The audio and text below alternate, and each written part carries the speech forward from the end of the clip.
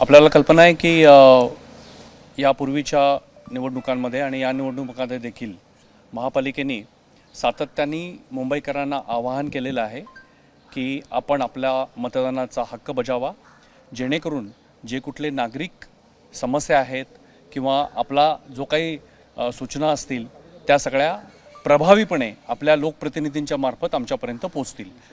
ते आज या निमित्तानं मी पुन्हा सांगतो की एका तासाभरापासून मतदानाला सुरुवात झालेली आहे।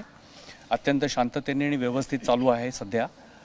तर मुंबईकरांनी मोठ्या प्रमाणावरती शासनाने सुट्टी देखील जाहीर केलेली आहे, तर ते देखील काही कारण नाही आहे मतदान न करण्याचं। तर मुंबईकरांनी मोठ्या प्रमाणावरती मतदान केंद्रांवरती यावं। सर्व सुविधा मतदानासाठी आवश्यक असणाऱ्या या ठिकाणी उपलब्ध करून देण्यात आलेल्या आहेत। प्रशिक्षित मनुष्यबळ आम्ही उपलब्ध करून दिलेलं आहे, त्यामुळं आपल्याला अत्यंत चांगला अनुभव मतदान केंद्रांच्यावरती येईल असा आम्हाला सगळ्यांना विश्वास आहे।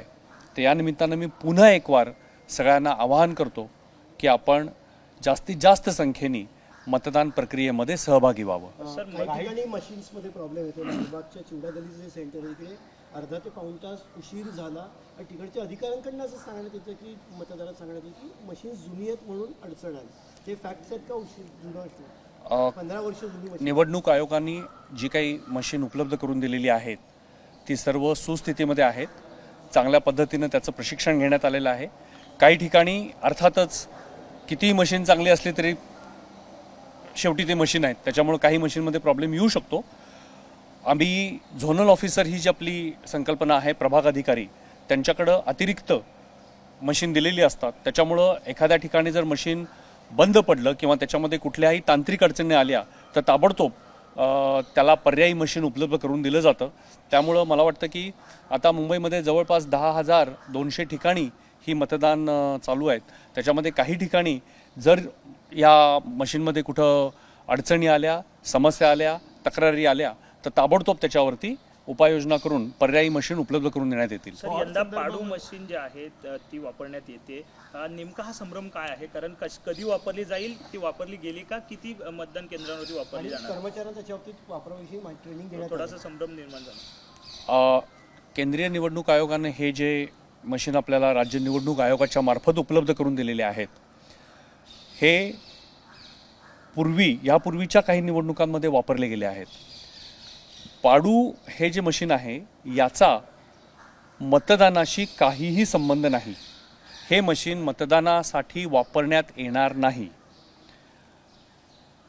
हे मी आता सांगितलं त्याच्याप्रमाणे M31 ह्या पद्धतीचे जुन्या काळामध्ये वापरलेले काही मशीन असल्यामुळं त्याच्या डिस्प्लेवरती काही परिणाम होऊ शकतो, व्हायची शक्यता आहे असं आपल्याला हे मशीन तयार करणारी जी बेलची कंपनी आहे त्यांनी नजरेस आणून दिलं आणि त्यांनी सूचना केली राज्य निवडणूक आयोगाला की हे मशीन पूर्वी देखील वापरले जात होते तर तसे आपण वापरावे। तर हे मशीन कशासाठी वापरले जातील की जर आपल्या कंट्रोल युनिटचा डिस्प्ले मतमोजणीच्या वेळेला जर त्याच्यामध्ये कुठेही त्रुटी राहिली किंवा डिस्प्ले जर दिसू शकत नसेल तर पाडू मशीन ही त्याची मिरर इमेज आहे। तर ही बेलच्या अधिकाऱ्यांच्या सांगण्याप्रमाणे पाडू मशीन वापरण्याची शक्यता 0.5% देखील कमी आहे। कारण असे मशीन जर डिस्प्ले कुठं फेल झाले तरच हे मशीन वापरले जातील। तर हे एका पद्धतीचं बॅकअप मशीन आहे आणि मतदानाशी त्याचा काही संबंध नाही। मतमोजणीच्या वेळेला अपवादात्मक परिस्थितीमध्ये हे मशीन वापरले जातील।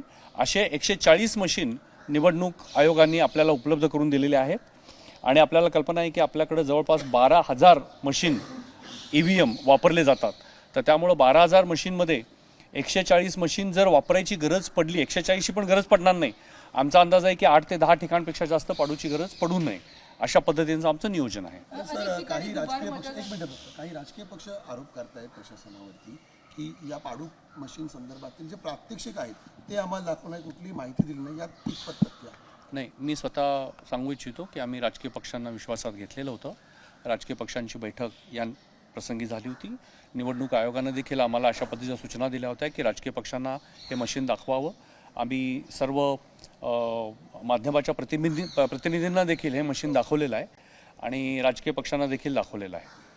दुबार मतदानासंदर्भामध्ये काही उपाय वेगळे केले आहेत का? कारण की बऱ्याच ठिकाणी दुबार मतदानासाठी आरोप होते वारंवार. नाही, त्याची पूर्ण काळजी आम्ही घेऊ या ठिकाणी पोलीस यंत्रणेच्या मार्फत आणि आमच्या यंत्रणेच्या मार्फत सर्व लोकांना प्रशिक्षित करण्यात आलेलं आहे की दुबार मतदानाचा कुठलाही प्रसंग या ठिकाणी जर निर्माण झाला तर त्याच्यावरती ताबडतोब आवश्यक त्या ॲक्शन घेण्याच्या सूचना आमच्या आरोना, झोनल ऑफिसर्सना आणि जे इथं मतदान केंद्रावरचे जे अधिकारी आहेत त्यांना देखील या सूचना देण्यात आलेल्या आहेत आणि मी त्याची सर्वतोपरी काळजी घेऊ. सध्या काही सांगितलं जाते कार्यक्रम की दुबार मतदार दिसतील किंवा तिकडेच त्यांना मारा किंवा त्यांना चोप काही द्या. गाढ त्यामुळे त्या कायद्याची ठिकाणी कायदा नेमण्यात येणार सुव्यवस्था आहे. धोक्यात येऊ मला वाटत नाही, नाही मतदारांवर दबाव निर्माण होईल. त्याच्यावरती मी भाष्य करू शकत नाही, पण आपल्याला कल्पना आहे की मुंबई पोलिसांनी जवळपास 24,000 पोलीस या पूर्ण मतदान प्रक्रियेमध्ये तैनात केलेले आहेत आणि कायदा आणि सुव्यवस्था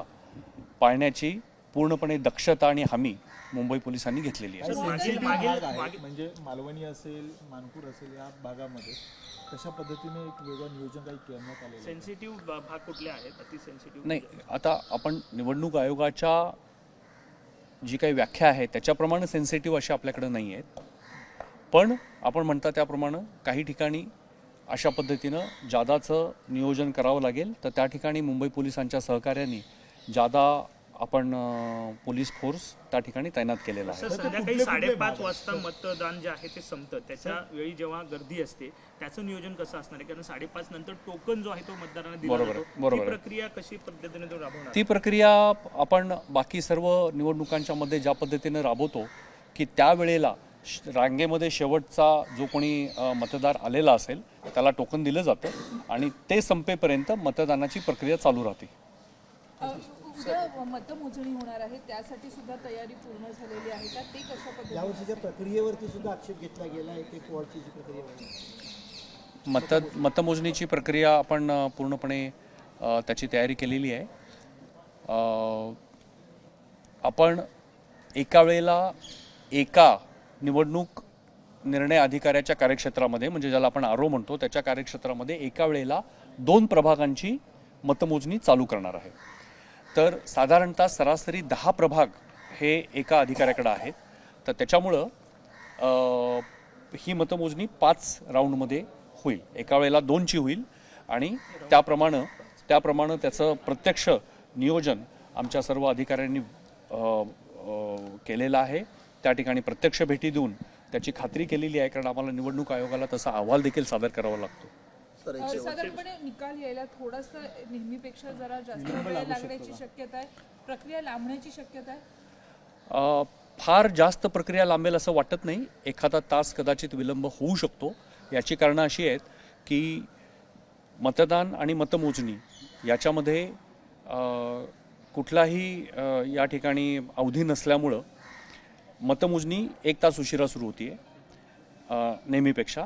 आणि दुसरं की मुंबईमधले जे मतमोजणी यंत्र आहेत ती मतमोजणी यंत्र म्हणजे ज्याला आपण कंट्रोल युनिट आणि बॅलेट युनिट म्हणतो, BU आणि CU, हे पहिल्यांदा जोडावे लागतील. ते मशीन त्याला जोडावं लागेल आणि त्याच्यानंतर करायला लागेल.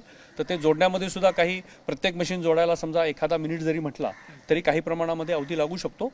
पण आमची यंत्रणा सक्षम आहे, कार्यक्षम आहे आणि राजकीय प्रतिनिधी त्या ठिकाणी जे असतील त्यांनी देखील सर्वांनी सहकार्याचा आम्हाला हमी दिलेली आहे. त्याच्यामुळं मला वाटत नाही फार विलंब होईल.